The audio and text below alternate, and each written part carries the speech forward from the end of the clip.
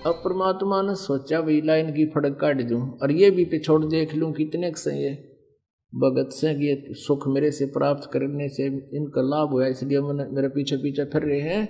क्या इन्होंने मुझे समझा भी है कि नहीं? कितनों ने समझा है?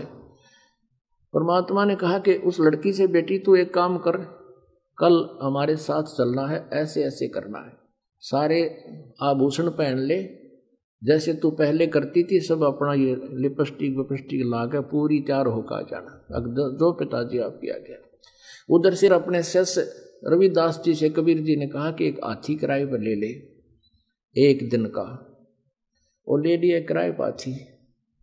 गंगा जल भर लिया परमात्मा कबीर जी ने बोतल में, पारदर्शक बोतल में।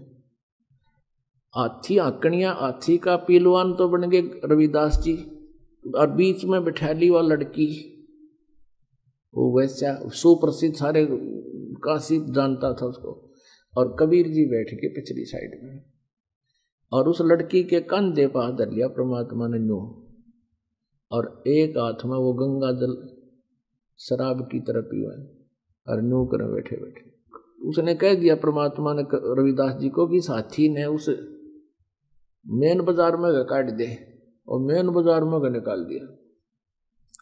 अब जो भी देखेगा यू के सरेआम ड्रामा हो रहा है, जो कहो तो कबीर है भाई, कबीर वो दानक दुल्हा।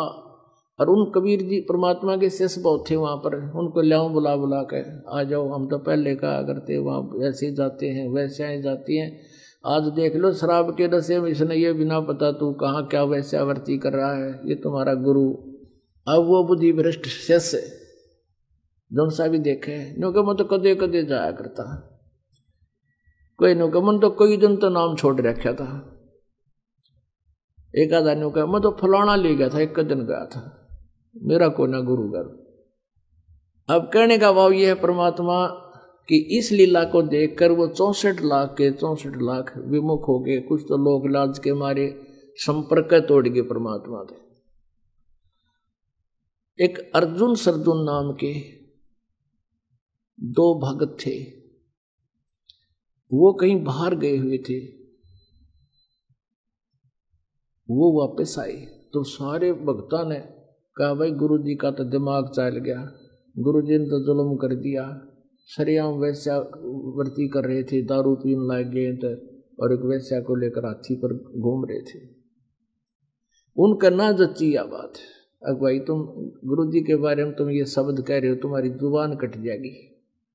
अरे ऐसे महापुरुष के बारे में तुम क्या बोल रहे हो, तुम्हारी कहाँ बुद्धि चलेगी, कौन से पाताल में तुम कहाँ घूम रहे हो, क्या बकवाद कर रहे हो, शराब तुमने पी रखी है क्या?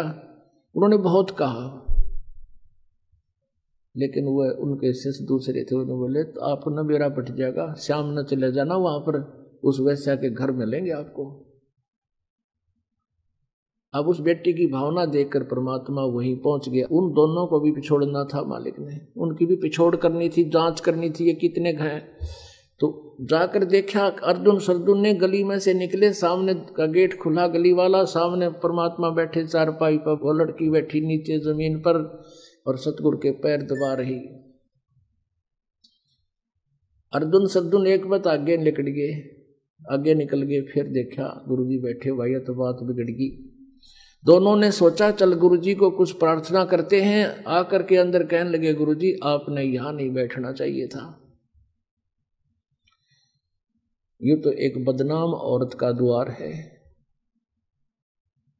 परमात्मा कहने लगे अर्जुन सरजुन तुम मेरे शिष्य नहीं रहे बेटा।